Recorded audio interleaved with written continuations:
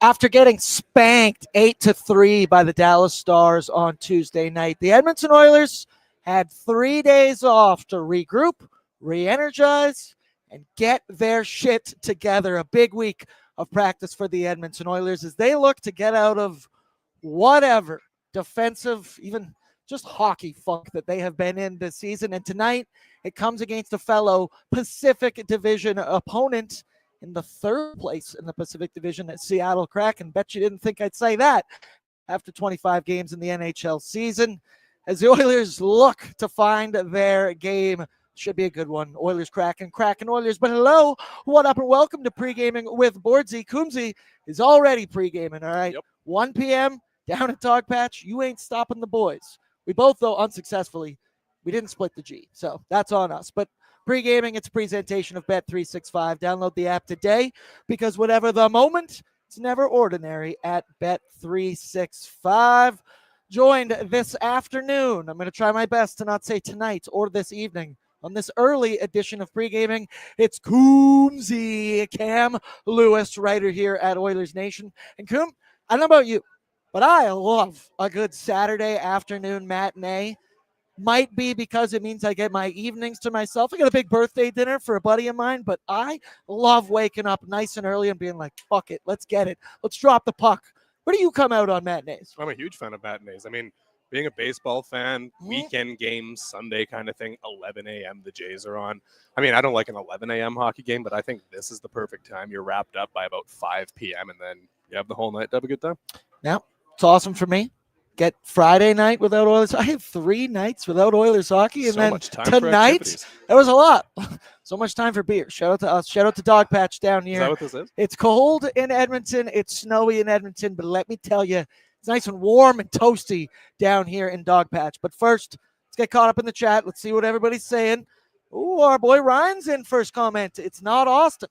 Wellness check on Austin then. He says, Nuge is back. Let's go. Fighting Amish. Hell yeah, brother. Let's go. Nick Nuge is back. Lance Kane with a simple cup, yeah, which we'll have more on that in just a second. I actually saw Lance about an hour ago down here at Dogpatch. He came for brunch. Lance, let the people in the chat know, out of 10, decimal point, how good was your brunch down here at Dogpatch? You want a gift card courtesy of Ryder and Lisa on the sauce. Another reason you should always keep it locked on the Oilers Nation YouTube channel. Ralph Barra says, cup, yeah, not Owie is the GOAT, says Nuge in, Rossi out, 1 step forward and 1 step back. Yep. The Edmonton Oilers, they're eating it still. Jack Roslovic expected to be out a couple weeks, week-to-week injury after he blocked a shot last game against Dallas. Weird, though, because he did return, played 5 shifts, scored a goal, and now he's going to be out week-to-week. But we will get the return of Ryan Nugent Hopkins. And not Kasperi Cheeks clapping in as he had a setback out on the ice. Took it out on all the sticks, as we all saw from Ryan Rashog's video out on Twitter. Northside Norm Cup, yeah. I have an hour to get out of this Walmart and get home for game. I love that Northside is doing his shopping, doing his weekend errands, and he's still tuned in to his weekend errand. Bordzy, that is. Throw down your courtesy like. Multitasker. Make sure you are subscribed. What else we got in here? Vegas, I am not enjoying the injury shuffling of this year. Yeah. Amen. That's why it's always funny when we talk about what are they going to look like when they're fully healthy, assuming there's ever going to be a time when they're fully healthy. It's never going to happen. We just keep kicking the can down the road. We kind of discussing, like, so if Nuge comes back and Kapanen comes back, what do you do salary-wise? Just wait for someone else to get hurt. You just keep kicking that can on down the road and deal with it later. Future Aaron can deal with Whoever's in the most pain can go on the LTIR. At any given time. Absolutely. So we're down here at Dogpatch, obviously, for a nice Saturday afternoon. I was so hyped up for Dogpatch today. I'm actually going to be getting 2 meals here because I got brunch this morning. Me and my girlfriend came down here. I've worked here for years, and I have never gotten a Saturday weekend brunch at Dogpatch, brother. Let me tell you right now, 9.4 out of 10. Got the eggs Benny with some bacon, a little breakfast sausage as well on there, some nice homemade fries. Unbelievable. So if you're thinking about eating good, like my boy Lance did earlier today as well, come on down to Dogpatch. We're going to be here all season long. And we get the brunch menu till 4 p.m. today. So have you thought about what you're going to get? I'm just watching people right now. Here's somebody who's just got a fresh plate of looks like a poutine with a nice fried egg on top. That's a breakfast poutine. That looks real damn good. So I'm smelling something. Like I can smell something from the kitchen. I don't know if it's the bakery, but I'm trying to figure out what it is that smell I'm noticing is, and I'm going to try and order that. Dude, that burger right there. That's the breakfast sandwich That's burger. an Oh my absolute God. unit. Come on down here. I already got breakfast. I can't wait for lunch. The moment the show's over, I'm ordering some food. But the Edmonton Oilers, obviously, they had a little 3-day break. No games, had some practices, also had one off day in there as well.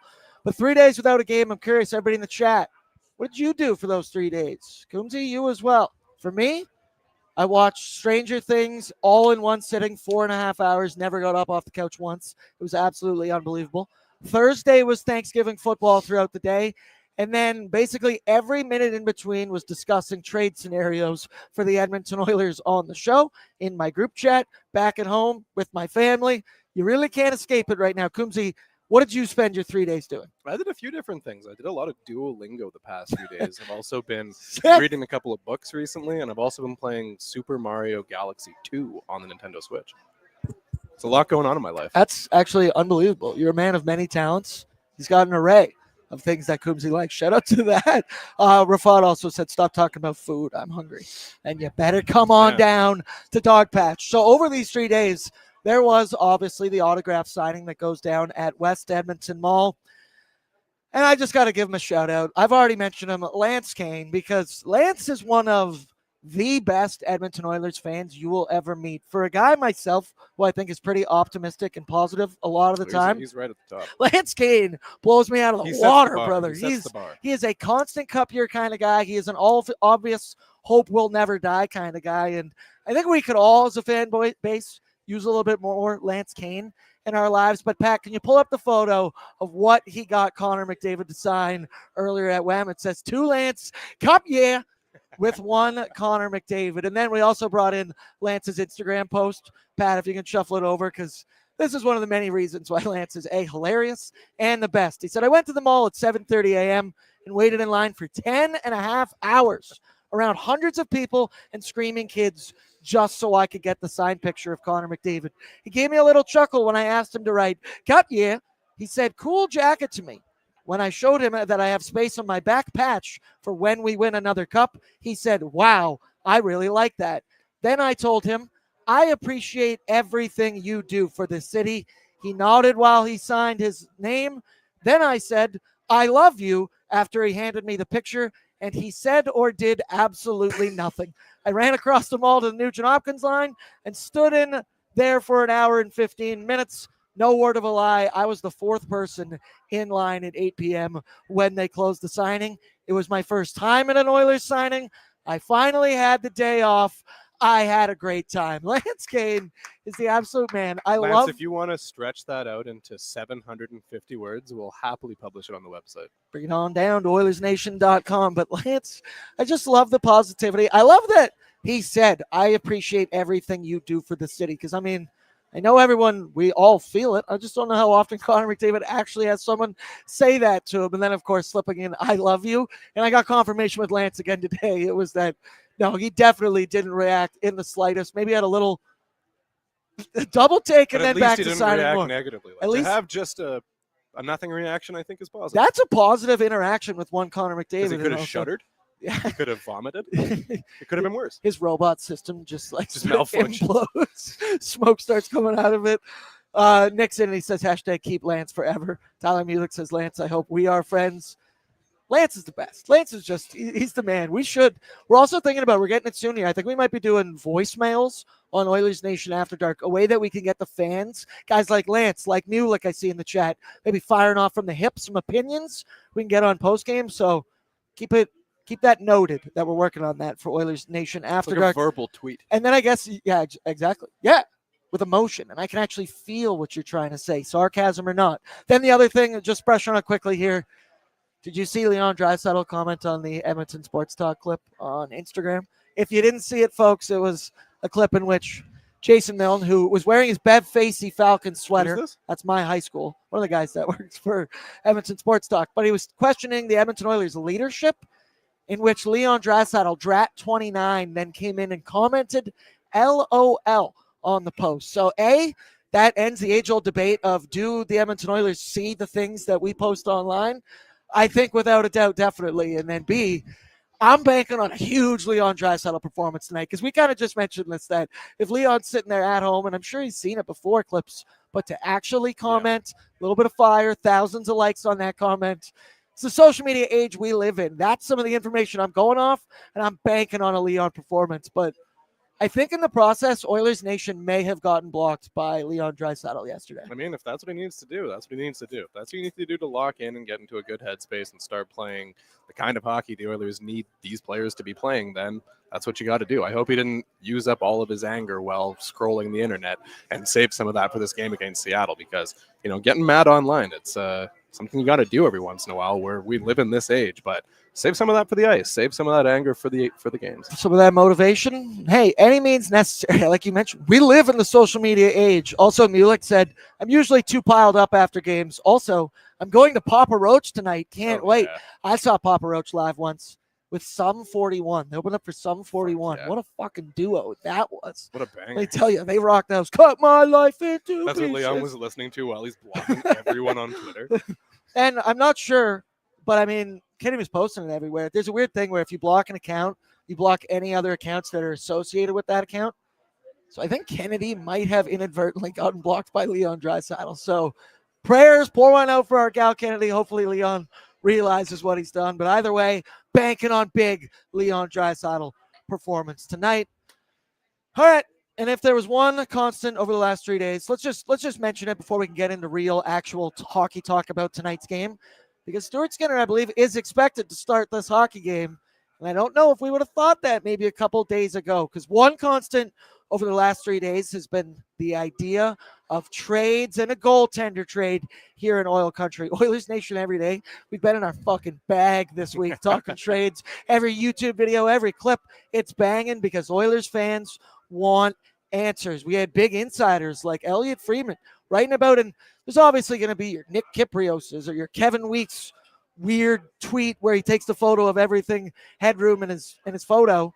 But this was Elliot Friedman in 32 Thoughts, and he is a big dog when it comes to these rumors, mentioning how kind of might be shit or get off the pot time here for the Edmonton Oilers when it comes to goaltending, and that Stan Bowman, what is he going to do? Because the Oilers have a combined .860 save percentage this season at 5v5. They are dead last in the NHL with 95 goals against. They have a goal differential of -18, 25 games into the season, which is just not acceptable for a team that has gone to back-to-back Stanley Cup finals. We know for Bowman, he still has one bullet that he can use in one Connor Ingram, which you would think involve sending down Calvin Pickard to the AHL, where we've heard it, the Oilers don't want that to happen, but I don't care. This is a results-based business.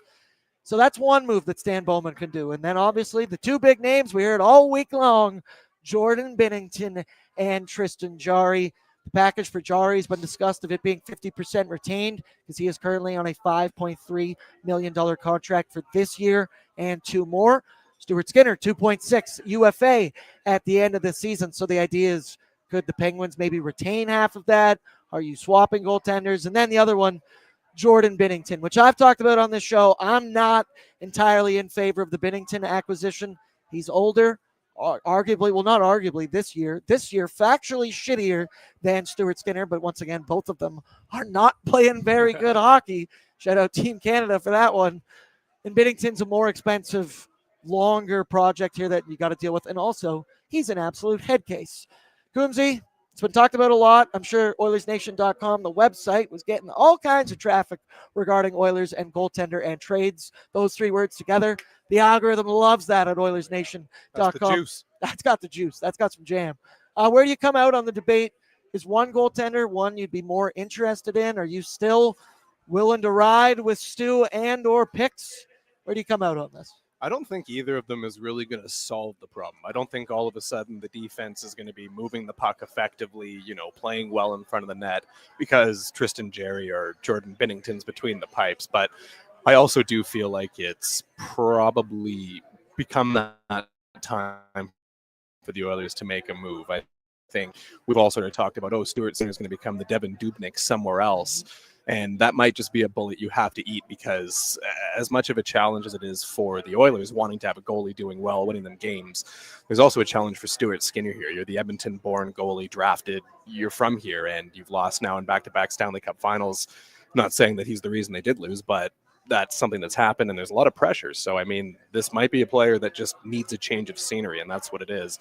And then on the other side, the Oilers just might be a team that needs a change of scenery between the pipes and the way that they play as well. And I mean, Jordan Binnington, I don't think would come in and solve all of these problems, but the Oilers might benefit a little bit from having a goalie between the pipes who plays with a lot of energy and emotion. We remember Mike Smith was the goalie of the Oilers for a handful of years, and we'll remember clips of, him coming through the bench against Calgary in the playoffs, getting into a fight with Cam Talbot at center ice during the regular season. He was a very charged up goalie in net, and I think the Oilers sort of responded to that. And it's also something they missed too when Mike Smith left, is it took them a while for them to kind of find their groove again. So maybe the Oilers can get a bit of an emotional boost if they have a goalie like Binnington between the pipes, but there are so many problems right now. Puck moving, play in front of the net, play off the cycle, that they're not going to fix with a new goalie. That's just the team. Leon Draisaitl had a great interview this week where he said, man, it doesn't matter who the fuck you have back there in the crease. If we still give up grade A after grade A after grade A. I mean, I said it at Tuesday after dark, after the Stars game there, was you could have Connor Hellebuck in the net. You still would have allowed 5 goals in that hockey game. Yeah. It doesn't matter. The Oilers need to find a way to figure it out. Dude, guys, that the defense needs to stop the rush.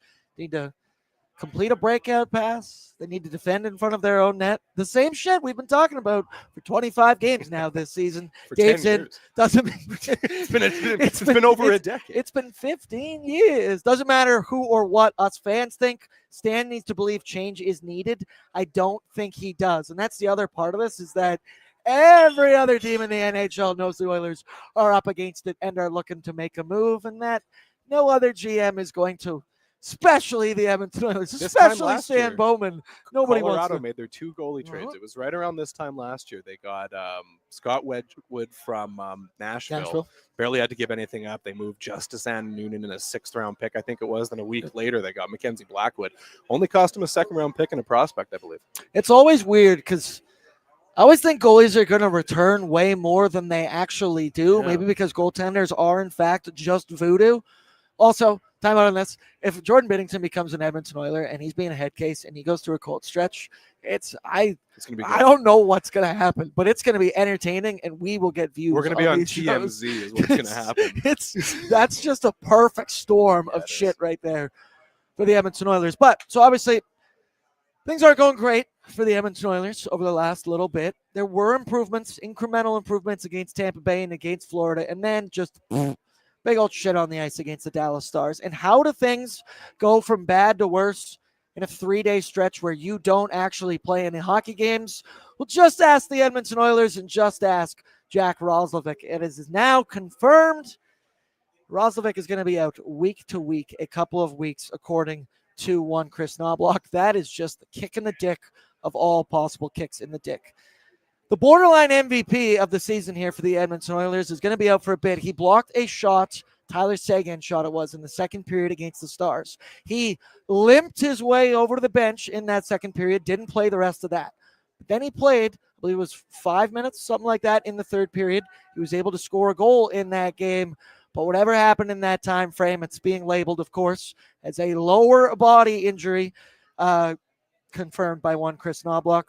And this is a massive loss for the Edmonton Oilers, dude. There's really no other way to put it. He's up to 10 goals, 8 assists, 18 points in 23 games. But his last 16 games, he has 17 points with 10 goals in that 16-game stretch. He has been a staple in the top 6 ever since he's joined the Oilers. I believe it's 230 of his 251 5v5 minutes have either come with Connor McDavid or Leon Draisaitl. And he has been a consistent source of offense all season long since he's joined the Oilers. There's been all kinds of stuff to love. His quick release, the fact he doesn't hesitate, the way his head ups all the time, the way he skates. I mean, the man already has 18 points, which at $1.5 million, you could argue he's already worth what he has produced out there. But this is going to be a big loss for the Edmonton Oilers. And if it's Nobby saying week to week, my confidence level in this actually being like a 3-week injury is all the way down here. I hear week to week from Nabi, and I think month to month. But Jack Roslovic, massive loss here for the Edmonton Oilers. Yeah, it kind of feels like with the Oilers sort of getting everybody locked up right before the season starts. And I mean, I'm not sitting here saying it's a bad idea to sign players to extensions in September, October. That's not the point I'm trying to make. But it feels like there's not too many guys on the Oilers in 2025-26 who are trying to prove something. Whereas Jack Roslovic, I don't know what happened to him in free agency. He wound up firing his agent. But I can't imagine he went into free agency thinking, all right, I'm going to sign a 1-year, $1.5 million deal. This is the goal.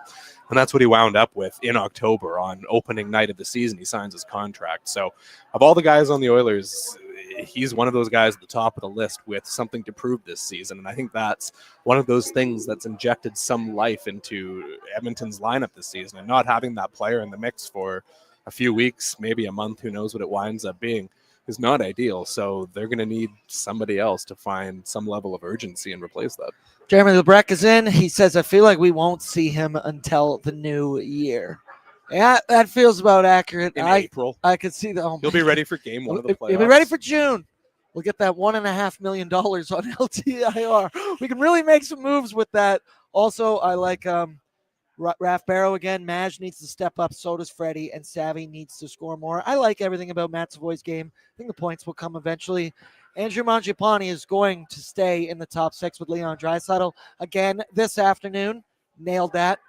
So hopefully I made the joke to you that I said it's not by choice, it's out of necessity, and why Andrew Mangiapane is in that spot. Don't know if anybody else can really do it right now. And then Loose Leaf said, got the hot dogs on the grill. Let's go, boys. A dog afternoon. Also, I'm pretty sure Loose Leaf works at my local weed store. Shout out to him. Shout out to him. Loyal fan of Oilers Nation.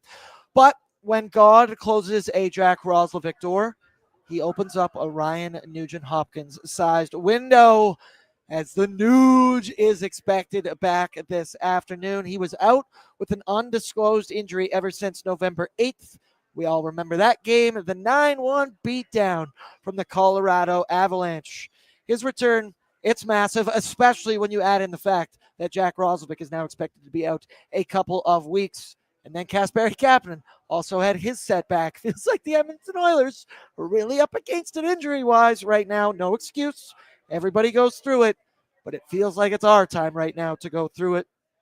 The Nuge, it's huge. There's really no other word. He just does so many things for this team. I like the description of, man, he's a guy when you are down a goal in the final minute, he's on the ice. And also when you're up a goal and you're protecting the lead in the final minute, you bet your ass Ryan Nugent-Hopkins is going to be on the ice. He kills penalties. He does so much. And the versatility that he gives Chris Knoblauch in this lineup. Tonight we expect that the Nuge is going to be playing that 3C role, but you know he can be bumped up to the 2C. He can be a first-line left wing. If Nobby, God forbid, things don't go the right way and goes nuclear at some point in this hockey game, Nuge can easily go up to his 2C role where we've seen him flourish. And Nuge was flourishing so far this season. He had 16 points in 16 games before he got injured. 5 goals. I was wondering, because Roslovic was playing so well and he's right-handed, that when Nuge did return, would he get his spot back on PP1? Because I didn't think he would. But now that Roslovic is expected to be out for quite some time, the Nuge is expected to get back onto PP1.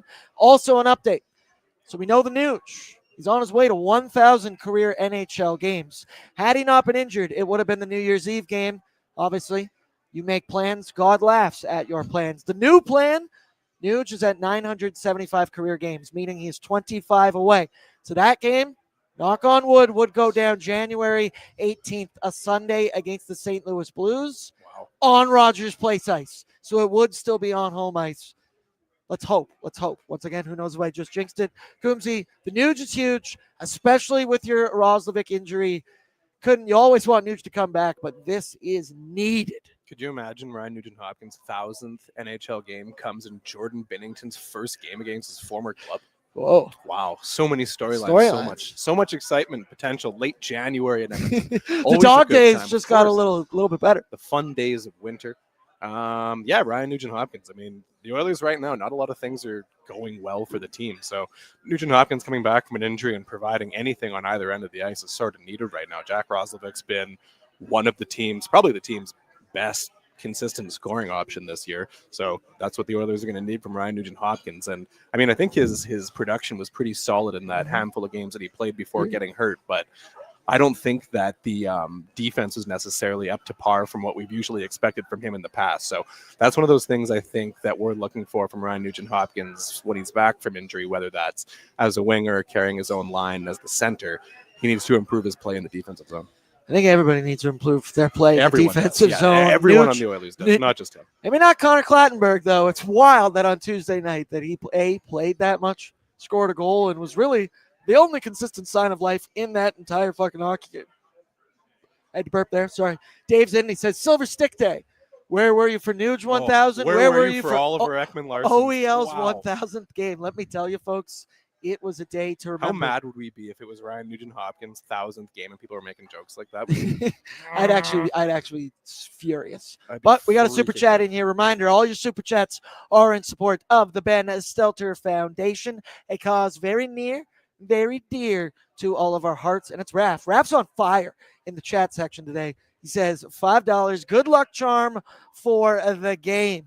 We need a little bit of everything right now. Also, just for news of note, Curtis Lazar also expected to make his return to the lineup. Finally. But there will be no change. Where were you for Curtis Lazar's return to the lineup? I can grab my jersey. He's actually been pretty good, man, all things considered, in a time where I didn't really have any expectations for Curtis Lazar. I didn't think he'd play many games for the Oilers. He's been meh. He has been fine. And then Jake Wallman, not expected to play tonight. Hopefully will return next week. He's trying to make his way back. He was skating yesterday out on the ice. Thank the Lord. Thank the Lord. The opponent tonight, though, it is the Seattle Kraken, the third place in the Pacific Division. Seattle Kraken. It's been a bit of a wild surprise to start the season for the Kraken. They are the kings of the loser point. They have 6 overtime losses. Everyone kind of feels like we're just waiting for the bottom to fall out here for the Kraken, but 23 games into the season for them, which is no small sample size, it has yet to fall out. They're tied with Vegas, actually, for second in the Pacific Division right now, but they rank near the bottom of the league in most offensive categories. But, I mean, defensively, they are second in goals against per game. Joey Decord been having a good season thus far. There you see the head-to-head numbers on your screen. 3.7 goals against for the Oilers, 2.6 for the Seattle Kraken. Imagine what we could do with 2.6 goals against. Joey Decord, I wish you were an Edmonton Oiler. Their special teams numbers, they don't look that good. And I'm looking at that Edmonton Oilers power play against that Seattle Kraken. PK, Seattle, they're on home ice. This is the second of 4 meetings between the two. On home ice, where they've already beat the Edmonton Oilers 3-2 this season.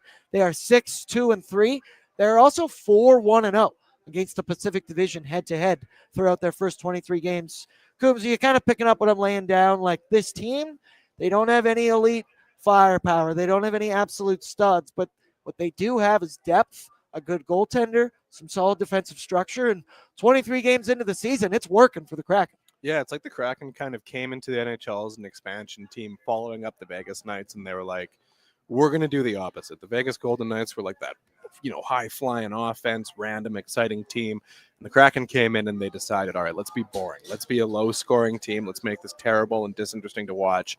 This is what the Kraken have been trying to be for a few years, and it just hasn't really worked out for them. They haven't had the goaltending to make this thing work where they, keep everything to the outside, not many high-danger chances, and play that boring, 2010s LA Kings style, 2000s New Jersey Devils style game where there aren't that many high danger chances. And I think that's kind of what we're going to see in this game is a lot of focus on Connor McDavid and Leon Draisaitl, a lot of focus on them not being able to set things up in the offensive zone, them not being able to get things close to the net for high danger opportunities. I think that's sort of the game we're going to see from Seattle. I mean, it's working for them. Like, yeah, we're sitting here waiting for the wheels to fall off, but this is a team that has some good infrastructure in place. They have some pretty solid players in their roster. It was an awful season for them last year with their new free agent signings. Didn't really work, but teams gelled a little bit more, and it feels like they've kind of figured out their identity as one of those Arizona Coyotes boring-ass teams that just wins games in inexplicable ways. Love some boring, low-scoring hockey games they do over there in Seattle. There you see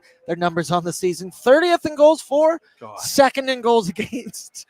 Might be an underplay tonight for the Edmonton Oilers hockey game. It's Also, the Kansas City Royals of hockey. seriously, Clapper's in, and he says Freddie better check that goon Marchment into the boards. Mason Marchment, no longer on the Dallas Stars, on the Seattle Kraken. Also, not having a great season thus far, but we'll get into that a little bit later. Let's go now. Need to know information courtesy of Wilhauk Beef Jerky, because only the finest tasting meat products earn the Wilhauk name.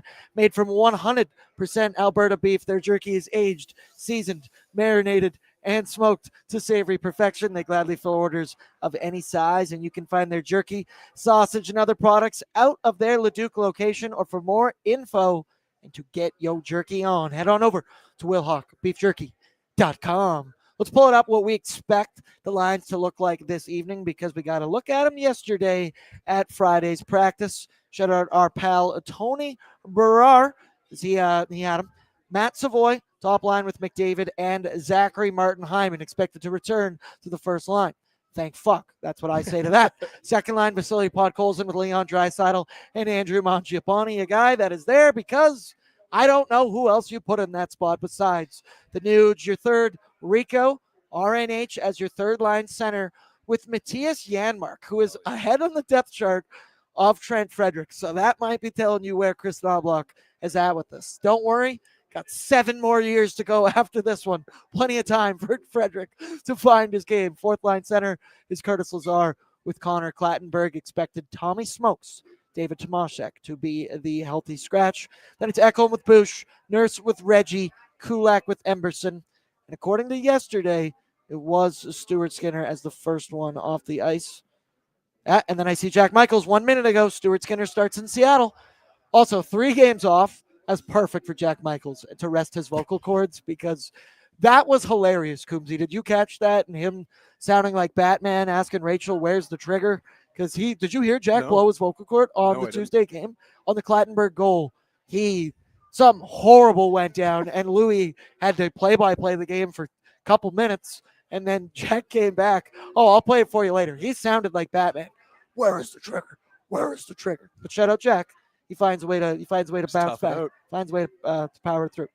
So the Oilers injury update, Pat. I think we have another tweet here from Tony Brar that just kind of explains a little bit better in point form. So Jack Roslovic, he is out a couple of weeks. Knobloch not anticipating his return anytime soon. Don't hold your breath on that one. Kasperi Kapanen, maybe several weeks, as he had a setback at practice the other day. We all saw the video. He was smashing sticks over the ice. Team is waiting for more information on his injury. That was yesterday. I was scouring the internet today, and I still haven't seen an update on Kapanen. So maybe in the chat, if you know, please let me know. Jake Wallman will not play today. Skated again on Friday. Possibility to return this upcoming week. The Oilers, I believe it's the Minnesota Wild, and then the Kraken again on Thursday. And he didn't reveal his starter yesterday, but it is going to be one Stuart Skinner. After tonight, the Edmonton Oilers will play 5 consecutive games back on home ice. Minnesota Tuesday, Seattle Thursday, Winnipeg Saturday, Buffalo Tuesday, looking for revenge. Can't believe I just fucking said that. The Detroit Red Wings on Thursday before they head out on a 5-game road trip. It's not all the way East Coast, but it's a 5-game roadie, and that one is the last big one for the Oilers this year. This will be the second of 4 meetings between the Oilers and the Kraken this season. Edmonton lost 3-2 back on October 25th. I was on the nation vacation for that one. The Blue Jays lost the game, and the Oilers lost the game to the Kraken. It was disappointing, and I didn't hit a single bet. Joey Decord, he backstopped the Kraken to a win in that one, stopping 31 of 32. They play tonight. They play again on Thursday, and then again March 31st in 2026. Leon, he's riding a 7-game point streak, in which he has 4 goals and 11 points. He's also been dominating the Seattle Kraken. I believe he's on a 6-game point streak against them. Signs are pointing towards a Leon Draisaitl game tonight. I like that. And then Stu, obviously, is going to get the start. We know his numbers. They're not that good this year. And in his career against Seattle, he's 8-3-0. He's got an .899 save percentage, but damn it, he's 8-3-0. And all I could use is a W tonight. For the Seattle Kraken, on their side of things, they have gone 5-3-2 in their last 10 games played. And much like Edmonton, they only played once this week. And they also lost to the Dallas Stars. 3-2 on Wednesday night is when the Kraken played them. We looked at their stats. They're mid offensively, but I tell you that PK is an area that the Edmonton Oilers really can take advantage of. Nuge returning to that top unit. Let's find a way. The Kraken, they're without a couple key pieces, so they got Jared McCann back for their last game against Dallas. He had been out since, I think he'd only played 5 games in the regular season, so he was out since October. But then Jaden Schwartz recently went down with an injury, and he is expected to be out 6 weeks with a lower body injury. Capo Caco, he's been out for a bit with an LBI. He has been skating with the squad, but he's not returning. And then Matt Murray, remember him? He's still on the Kraken, but he is also on the injured reserve with a lower body injury. And then finally, Joey Decourt, expected to get the start. 7-4-4 record, 2.59 goals against with a .906 save percentage. But the opposite of Stu. His career against the Oilers, he is 2-6-1 with an .894 save percentage. So Stu has had the brand in a couple of these matchups from time to time. Let's go now. Your storyline, your key to victory. Because the only thing that I'm looking at, I heard a lot of talk this week. A lot of talk about goaltenders, about trades. I also heard a lot of talk about practice. Shout out Allen Iverson, because the Oilers had 3 days where they didn't have to play any hockey games. I believe they had 1 day off over this break, but we've heard Matthias Ekholm mention this year how the Oilers haven't had a ton of practice time. I've read a lot about the Oilers changing systems and whether they need to go back to this or that. Pat, if you want to get the clip of Chris Knobloch talk to the media yesterday ready, because, I mean, you think about it, they finally got a legitimate shot to work out some kinks, work on some system things this week, also rest, be in your own bed. Chris Knobloch spoke to the media yesterday to talk about how his team looked in practice this week. Let's take a listen. I really liked what I saw today. It was much shorter, but the tempo was good. Just the enthusiasm was at a level that I haven't seen probably since camp, which is a great step. And I think that's probably the biggest thing that we need to improve upon is just, feeling good about ourselves, belief in the team that we can win games and not dragging our feet and feeling sorry for ourselves because, yeah, we can be disappointed, but I don't think that's helping us moving forward. Yeah, everyone's disappointed, but we need to think about how we're going to improve and play better. And feeling sorry for yourself, you can do that for a little while, but you got to move on. And, from what I saw today, I think guys have, and I like the attitude. For a system change, we've done one thing would be a different system change. Everything else, I think, is more on emphasis on how our systems let us down. Why are we not executing it? And it might be just a tweak on moving a guy in a position 2 or 3 feet, or having a stick in this location instead of this, or an emphasis on this is your job, we need you to execute it, because if you don't do that, everything else falls apart. So changing systems, yeah, we've done a little bit, but mostly it's just on emphasis on what needs to be executed. Tweaking things. He's tweaking on things, and then I think the message is clear. Shout out Bill Belichick and the Patriots. Do your job. Okay, everybody needs to know what it is. They're clear assignments, because like dominoes, brother, when one goes down, and we've seen it multiple times this season for the Oilers, that you take care of what you are supposed to take care of, do your job, and everything else should start to fall in line. Then my key to victory? All right. Sometimes you need your power play to carry you to victory. I'm looking at this Oilers power play to score tonight. They went 1 for 2 when they played Seattle the first time this season. What did you think about Nobby's message there? They're not changing systems. They're tweaking. And what I kind of get from that is figure it the fuck out, boys. Yeah, top play from top players is sort of what the Oilers need to beat Seattle. For the entire time that the Kraken have been in the league, the Oilers have manhandled them without really any difficulty. And I mean, the Kraken beat the Oilers already once this season, so this is a team the Oilers usually beat 3 or 4 times a year. So you'd expect the Oilers to come into this game believing that they're going to win. And I think that starts with excellent play from your top players. Let your best players be your best players. Let's go now to the Oodle Noodle home team lineup, brought to you by Oodle Noodle. We're eating good at Dogpatch tonight. Let me tell you, Sunday football tomorrow is going to have Oodle Noodle galore for me. I'm thinking I'm thinking like 2 or 3 green onion cakes. I got a hankering going right now, so you That's the should key. too. Yeah, we did this recently. We got 4 Yeah. green onion You cakes. can really stretch the whole meal out if you add those green You onion can. cakes. Like, you Yeah. can. I eat half the box and a green onion cake, take the other half with another green onion cake to work the next day. It's a thing of beauty. Sign up now on their app available in the Google Play Store or the App Store. And when you do so, sign up. You can earn loyalty rewards points. Let your food earn you more food. It's just a simple science. Shout out Oodle Noodle. I said Bert. Actually, Bort. hey, that's on me. Let me also mention how rude of me to have not done this yet. Patrick Puff is actually the one above us tonight. Brett Holden taking the man entire upstairs. taking the week off. The god above, handsome Pat. I miss him. I miss doing pre and post with Pat because I used to do it a lot. And then our boy Brett came into the picture. Just terrible. And now Pat, that's gonna be his first Dogpatch meal of the season.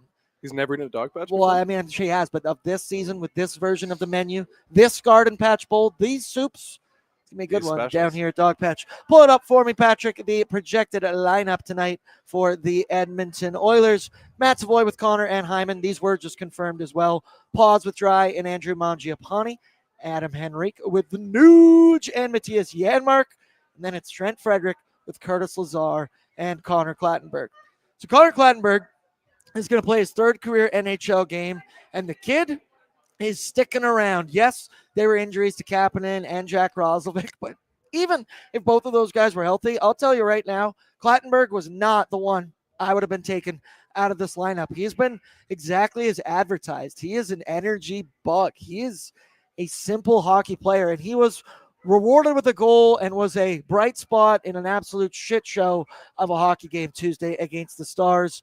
That goal was a classic 4th line grinder garbage goal off of a rebound off a Ty Emberson shot. He played 12:58 in that hockey game. Freddie played 5 minutes. He did get a little banged up, but Clattenburg had 1 shot. He had a team high 7 hits. He also had 1 block shot in there as well. And it feels like in his first 2 games with the Oilers, every shift has been full of energy. He has been looking to line somebody up, be hard on the forecheck, be aggressive. He's getting in scrums, post whistles, kind of defending his teammates. And for a young guy, hasn't looked like the NHL game has been, too physical for him in any way. Also, excellent mustache on Connor Clattenburg. It's kind of like a throwback old style Muzzy. Shout out to him. In his 2 games, I believe, and it's only, once again, 2 games, but he leads the Oilers in expected goals for percentage, scoring chances for percentage, and high danger chances scoring for percentage. So the analytics like what they've seen from him thus far. And I mean, you really can't deny the last 2 games. And it's not good for the Oilers when the guy making his debut and 2nd career game is, dare I say, the heartbeat of the team in the last 2 hockey games. What have you thought of Clattenburg in his first 2? Yeah, an interesting stat. I mean, he was a 160th overall pick from the 2040 NHL draft. And when you look back at that draft, only 10 players have scored goals so far. He was the 10th player to score a goal. Macklin Celebrini, first overall pick. He's already got 39 goals. Beckett Seneca, who was selected by the Ducks, 3rd overall. He's got 7 goals. Ivan Demidov with Montreal, 5th overall pick. He's got 6. A bunch of other guys, top draft picks from that year, 1 goal. And then you get down to 160th overall. Connor Clattenburg, the 10th player from the 2024 NHL draft to score a goal. So pretty impressive thing for him to jump from the OHL to the American League as a rookie and then be the one that gets called up. There's a lot of players in the Bakersfield Condors who can be called up to the Oilers to be this guy to do it, but instead they've called up a 20-year-old rookie who's only played a handful of games at the AHL level, and he's done everything the Oilers could have asked for and more. This is a team that's right now kind of missing a heartbeat, missing the energy. Maybe they played too many games, whatever it is, but I mean, Connor Clattenburg is the player who's bringing the energy to Edmonton's locker room, and that's what they need. They need to find players, like I mentioned earlier with Jack Roslovic. He's one of those guys that has something to prove. 1 year, $1.5 million contract. That's not what he was looking for in the offseason. Connor Clattenburg, 5th round pick. Who knows how many chances he's going to get? He's trying to prove his point right now. He's been exactly the breath of fresh air, the insertion of life into this lineup. And like I understand, Roby Jarventi, Quinn Hudson, they might have been your more logical maybe pick to take in to be upgraded to the NHL squad here, but Clattenburg has been everything the Edmonton Oilers have been lacking. The only thing to touch on the lineup, Mangiapane is the 2nd line right wing with Podkolzin and Leon Draisaitl. If Edmonton had a fully healthy lineup, I would scream from the rooftops, why, God, why is he still in that spot? But with the choice to play Nuge as the 3C, I think we saw it with Zach Hyman where he was playing on the third line to try and get Rico and Frederick going. I don't know if Hyman is much of a play driver or straight up centerman like Ryan Nugent-Hopkins is. So he's going to play on that third line while Monge will be second line right wing. Once again, who knows? The Oilers could go down a goal instantly. They could be up a goal. Who knows? And this could all be blended up. But to start the game, Monge, try something. Try and be noticeable. I love him so much more as a third line player. But just when he's with Connor or Leon, he just seems to defer, kind of fall back into the background a little bit more. And he's also had some trouble receiving passes from 97 and 29. Let's go now to the goaltender report brought to you by the very bar we are in right now, my humble abode, Dogpatch down in the River Valley. Keep it locked on our socials. We're here all the time. I basically live here. I came here early today because I wanted to get a delicious brunch menu. Hey, it's only on the weekend, so tomorrow, maybe a little pre-football, pre-11 a.m., come on down to Dogpatch and get some Eggs Benny. It was 9.4 out of 10. Once again, absolutely delicious. Patrick, let's pull up the tail of the tape here between both goaltenders. Shocker, the other guy has better numbers than our guy. It's been a consistent theme this season. Joey Decord, 7-4-4 with a 2.59 goals against and a 9.06 save percentage. Then there's Stuart Skinner with an 8.73 record, 3.18 goals against, and an 8.78 save percentage. Just want to talk about Stu here, and I mean, he's been going through it this week. Obviously, he's read some of the trade rumors going down online. He still went as a Warrior. He's a soldier, went to the autograph session down at West Edmonton Mall, where I love seeing a big-ass line to support our boy Stuart Skinner. And then we have the clip here as well, Patrick, of Stuart Skinner's run-in yesterday, I do believe, with one Jim Matheson reporter here in Edmonton. I feel bad for Stu when it's getting to points like this. I thought he handled this like an absolute pro. But, Pat, let's take a listen. The fan wants, every time you turn around, they want another goalie. Yeah. Don't want you. I mean, that must hurt. Hasn't that happened? It's happened a lot here, no? They're down on goalies here. You're too young for that. No, I was there for that. I felt bad for him. I mean, that's happened a few times here. I think it happens anywhere around the league. Goalies need to come up with big saves at big times. I'm not really too sure how much I can really say on that either. It's kind of just part of the game of being a goalie. I decided to choose that. I'm going to try to get my kids to be a player for sure. I love the way he ended that with a nice little bit of humor, but what the fuck are you supposed to say to that question? Yeah, man, how's that feel? It sucks. It sucks. Like, actually, I love getting. Oh, we heard to be put on waivers. We heard some of the stuff that went down this past season with people sending some threats. That's like, come on, man, let's be a little bit better than that. But once again, absolute pro Stuart Skinner. He's a local boy. He's lived his whole life. He goes, hasn't that happened a lot over here in Edmonton? Nope. Yes, Stu, you're not the first. And our number one fear is that the Devin Dubnyk situation happens again here with Stuart Skinner finds new life. We got a boy wearing a Nuge jersey over here nodding away right now. We all have that fear. No trade yet here for the Edmonton Oilers. Clappers in and says Stu is such an incredible guy. The ability to, and he took his time on answering some of those, being like, do I call this guy a clown right now or do I not? And he took the high road. Stuart Skinner, that's hard to do here in Edmonton. So shout out to him. Where are you at with the Stu thing? Do you agree? You have some of that doobie fear as well? I mean, I don't even know if it's a fear so much as it just sort of feels inevitable. Like it feels like 5 years from now, Stuart Skinner is going to be playing for some bullshit team. I don't know. It's going to be Minnesota like Devin Dubnyk had, but whoever it winds up being, and he's going to finish top 3 in Vezina voting. We're all going to be like, oh, why couldn't they find the right coach for this? And you just see him playing in some chill environment where he doesn't, have people making threats to his family on a doesn't have to deal with that question. Deal with this stupid crap that we're doing. Doesn't have to deal with Jim Matheson coming up and asking if he wants to be replaced. Come on. I feel like this week the tide kind of turned a little bit where a lot of loyal Edmonton Oilers fans have been able to step back enough and be like, man, if this is best for Stu's just straight up mental health and everything about it, then maybe you do have to cut the cord. I still believe, I still hope But who knows? That would be exhausting to have to answer that every day. Let's go now to the away lineup, which is brought to you by the Jasper Pond Hockey Tournament, going down January 23rd to the 25th on beautiful Lake Mildred. Registration still open at nationgear.ca. It's 4-on-4 ODR style puck out there. Going to be a good time. Coomzy, you've played before. Are you playing again this year? I think so, yeah. Damn, jealous. It's going to be down there. Beautiful Fairmont, Jasper. Sign up now. This thing looks like an absolute treat. And now, Pat, let's pull it up what we projected to be the away lineup for the Seattle Kraken. Your top line of Mason Marchment with Matty Beniers, and he's back. And he had 2 goals the last time the Edmonton Oilers played against him. The classic ex-Oiler theory, the captain, Jordan Eberle, playing first line right wing. Your second line, what I see here, has Jaden Schwartz in this lineup. So he's going to be out, I believe, 6 weeks. So this might not be totally accurate, but that's fine. Chandler Stevenson with Eli Tolvanen. Your third line, Jared McCann with Berkeley Catton and Shane Wright. And then Ty Karche, Freddie Gaudreau, and Ryan Winterton. Your deep pairings, Vince Dunn, another former Edmonton Oiler. Wonder what a Larson anytime goal would be tonight. Damn it, I said tonight. This afternoon. Probably pretty juicy.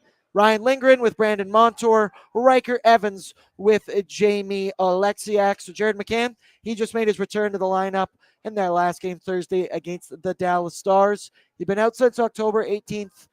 He's a big piece of the squad. Like, once again, they just don't have the elite top-end talent. You look at their roster. They don't have a single point-per-game guy, just a lot of good depth players, consistent secondary scoring, but maybe not even consistent. They rank, I believe, 30th in goals for per game this season. But McCann, that dude could score. He scored 40 goals 30 seasons ago. He's been above 20 for the last 3 years. He's some fresh life into this offense. But then there's the other guy, the first-line left wing in Mason Marchment. Still trying to find his way here with the Kraken because he was more of a cap casualty, I'd say, this offseason for the Dallas Stars. They had to find a way to find some money. He's also expected to be a UFA at the end of the season, I do believe. He only has 2 goals and 9 assists in 23 games, so 11 points in 23. But you see it there, slotted to be on that first line with Beniers and one Jordan Eberle. We've seen Mason Marchment score some big goals against the Oilers in the playoffs before.